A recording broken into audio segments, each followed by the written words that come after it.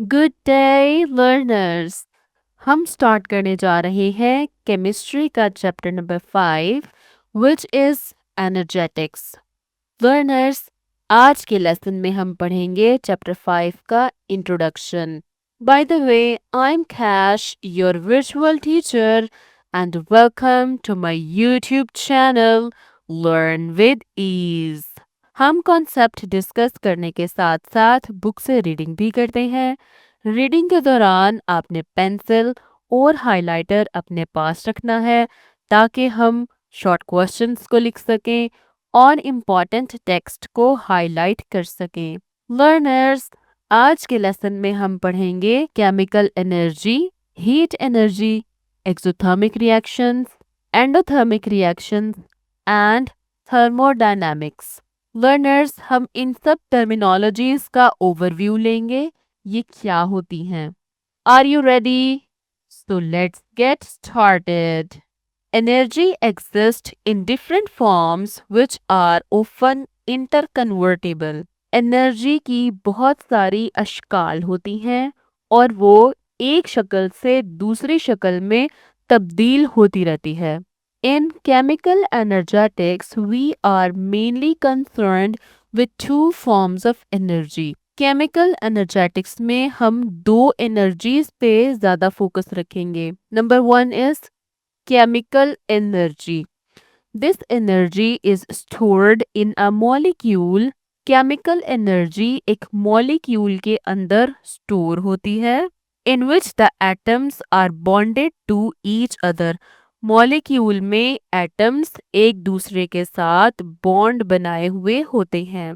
ये बात आपको डायग्राम से क्लियर हो जाएगी। ये ब्लू कलर में आपको एटम्स दिखाई दे रहे हैं। ये रेड कलर की जो लाइंस हैं, दीज आर इमेजिनरी लाइंस। आप लोगों को समझाने के लिए ये लाइंस यहाँ पर लगाई गई हैं।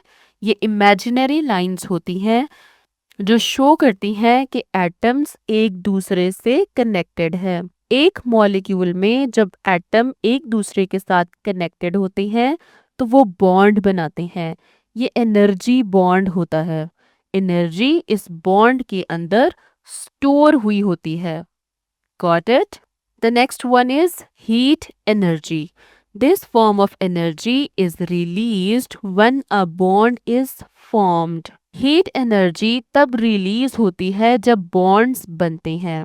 तो लर्नर्स, ये आपको अलग-अलग एटम्स दिखाई दे रही हैं। यहाँ पे मैं मार्क भी कर देती हूँ, these are atoms.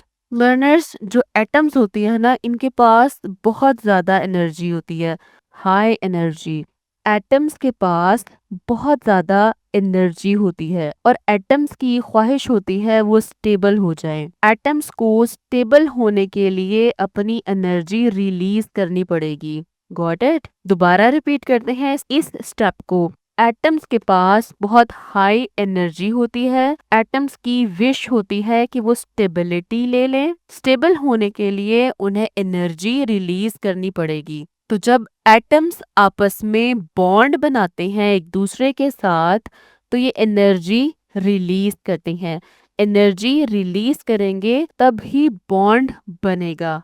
Got it? And absorbed when it is broken. और जब एटम्स अपना बॉन्ड ब्रेक करेंगे तो एनर्जी इन्हें देनी पड़ेगी। बाहर से एनर्जी देंगे बॉन्ड तोड़ने के लिए। एटम्स एनर्जी को एब्जॉर्ब करेंगे। जब बाहर से एनर्जी दी जाएगी तो ये एटम्स के बॉन्ड टूट जाएंगे। Got it? जब बॉन्ड बनते हैं तो एनर्जी रिलीज होती है और जब बॉन्ड टूटते हैं तो एनर्जी देनी पड़ती है। ये एटम्स जो एक मॉलिक्यूल की शक्ल में है और एक बॉन्ड के जरिए आपस में जुड़े हुए हैं, ये स्टेबल हैं और इनकी एनर्जी लो है। इस बॉन्ड को ब्रेक करने के लिए बाहर से एनर्जी देनी पड़ेगी। बाहर से जब एनर्जी आएगी तो ये अनस्टेबल हो जाएंगे, इनकी एनर्जी हाई हो जाएगी और बॉन्ड ब्रेक हो जाएगा। Got it? ये बातें इंपॉर्टेंट हैं, आपने याद रखनी है। In energetics, we study the energy changes that take place during a chemical reaction. Learners, अभी जो भी हम पढ़ने जा रहे हैं ये सारा MCQ पॉइंट ऑफ व्यू से इम्पोर्टेंट है, आप साथ साथ हाईलाइट करते जाएं। एनर्जेटिक्स में हम उन तमाम एनर्जी चेंजेस को पढ़ते हैं जो एक केमिकल रिएक्शन के दौरान हो रही होती हैं। These changes are caused by the making and breaking of bonds during a reaction. ये changes किस वजह से हो रही होती हैं?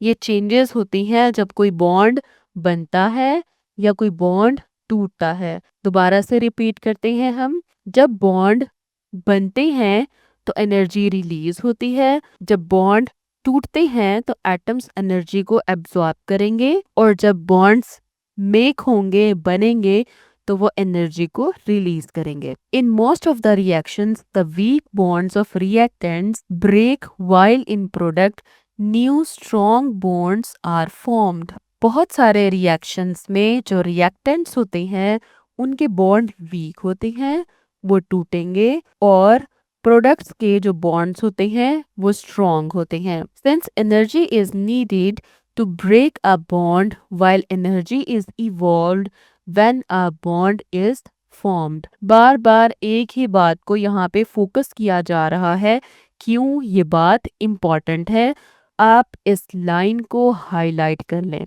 Since energy is needed to break a bond while energy is evolved when a bond is formed. ये MCQ point of view से लाइन इम्पॉर्टेंट है, आप इसके ऊपर MCQ लिख लें। जो आज का इंट्रोडक्शन हम पढ़ेंगे ये सारा MCQ पॉइंट ऑफ व्यू से इम्पोर्टेंट है। इस लाइन में भी दोबारा यही बात रिपीट की गई है, एक बॉन्ड को तोड़ने के लिए एनर्जी रिक्वायर होती है। हमने तोड़ना है ना इसे, जब तोड़ेंगे तो हमें बाहर से एनर्जी देनी पड़ेगी, और जब बॉन्ड बनते हैं तो एनर्जी इवॉल्व होती है यानी निकलती है। मैंने आपको ऑलरेडी बता दिया है, ये जो एटम्स होते हैं ये बहुत हाई एनर्जी पे होते हैं। एटम्स की ख्वाहिश होती है कि वो स्टेबिलिटी हासिल करें, स्टेबिलिटी के लिए इन एटम्स को अपनी एनर्जी रिलीज करनी होती है, एनर्जी इवॉल्व करनी होती है। जब ये लो एनर्जी पे आएंगे तो इनके बॉन्ड्स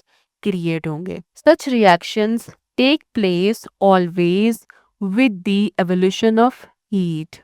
जब बॉन्ड बनते हैं तो एनर्जी रिलीज होती है और एनर्जी हीट की शक्ल में रिलीज होगी। If a reaction is accompanied with the evolution of heat it is called an exothermic reaction.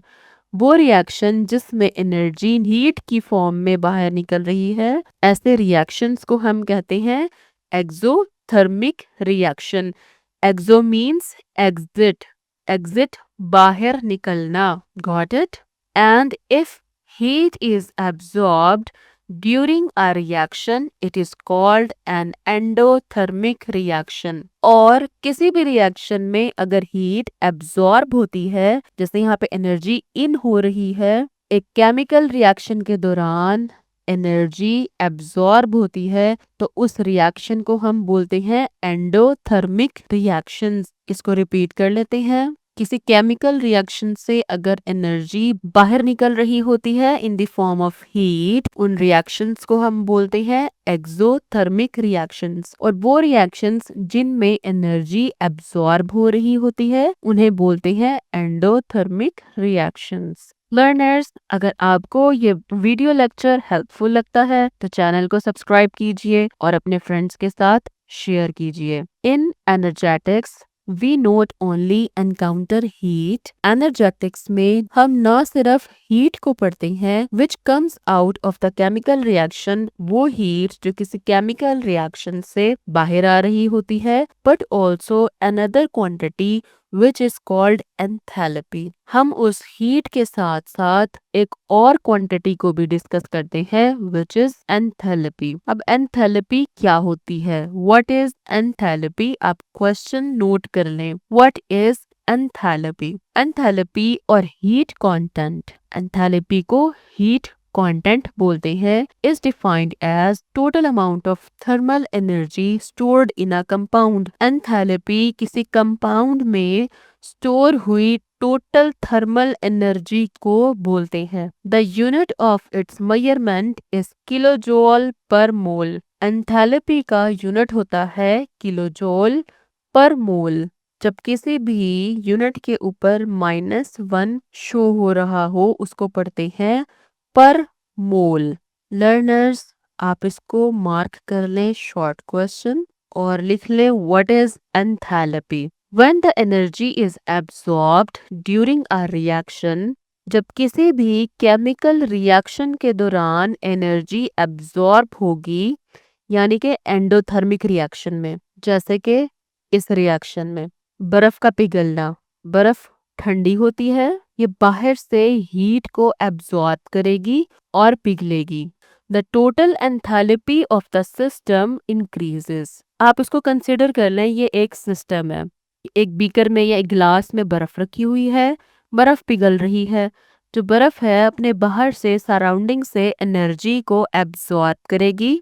इस सूरत में इस पूरे सिस्टम की जो एंथैल्पी है वो इंक्रीज हो जाएगी। When energy is evolved during a reaction, जब एक रिएक्शन के दौरान, जैसे कि ये लकड़ियां जल रही हैं, इससे हीट बाहर निकलती है, the total enthalpy of the system decreases. आप इसे एक सिस्टम कंसिडर करें, ये एक एक्सोथर्मिक रिएक्शन है, इससे हीट बाहर आ रही है। जब हीट बाहर निकल जाएगी तो total enthalpy of the system decrease हो जाएगी। लर्नर्स, आपने एक बात याद रखनी है, एंडोथर्मिक रिएक्शंस में total enthalpy of system increase होती है at the end of reaction, और एक्सोथर्मिक रिएक्शंस में total enthalpy of system decrease होती है। Got it? लर्नर्स, इस चैप्टर से रिलेटेड एमसीक्यूज की पीडीएफ फाइल डिस्क्रिप्शन में मौजूद है। लिंक को क्लिक करें और एमसीक्यू फाइल फ्री में हासिल करें। Chemical energetics is a part of a broader field of chemistry called thermodynamics. Chemical energy thermodynamics का एक पार्ट है। थर्मोडायनेमिक्स एक ब्रॉडर फील्ड है और केमिकल एनर्जेटिक्स इसका एक पार्ट है, यानी कि केमिकल एनर्जेटिक्स थर्मोडायनेमिक्स के अंडर आती है। आप यूं कह सकते हैं केमिकल एनर्जेटिक्स थर्मोडायनेमिक्स की एक ब्रांच है। In energetics we study the flow of energy in a chemical reaction. Energetics में हम केमिकल रिएक्शन में सिर्फ और सिर्फ एनर्जी का फ्लो देखते हैं कि एनर्जी बाहर निकल रही है या एब्सॉर्ब हो रही है। Thermodynamics deals with the energy changes during chemical reaction, जबकि थर्मोडायनामिक्स एक केमिकल रिएक्शन के दौरान होने वाली एनर्जी चेंजेस को भी देखती है and how these changes affect the properties of a chemical system, और उसके साथ साथ ये भी देखती है जो एनर्जी चेंजेस आ रही हैं वो केमिकल सिस्टम की प्रॉपर्टीज को किस तरह से अफेक्ट कर रही हैं, केमिकल सिस्टम की प्रॉपर्टीज पर किस तरह से असरअंदाज हो रही हैं। Thomas young was the first to use the word energy to the field of physics in 1802. Thomas young वो पहले साइंटिस्ट थे जिन्होंने फिजिक्स में एनर्जी का लफ्ज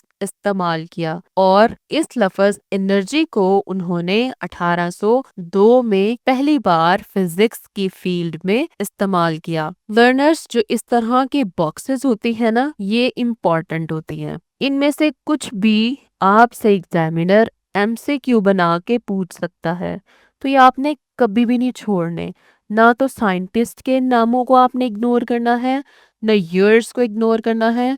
these are very important things to learn. Learners, आज का lesson MCQ point of view से बहुत इम्पॉर्टेंट है। अगर आप इस टॉपिक से रिलेटेड कुछ भी पूछना चाहते हैं तो कमेंट सेक्शन में पूछ सकते हैं। लर्नर्स, नेक्स्ट लेसन में हम पढ़ेंगे system and surrounding. Good luck everyone.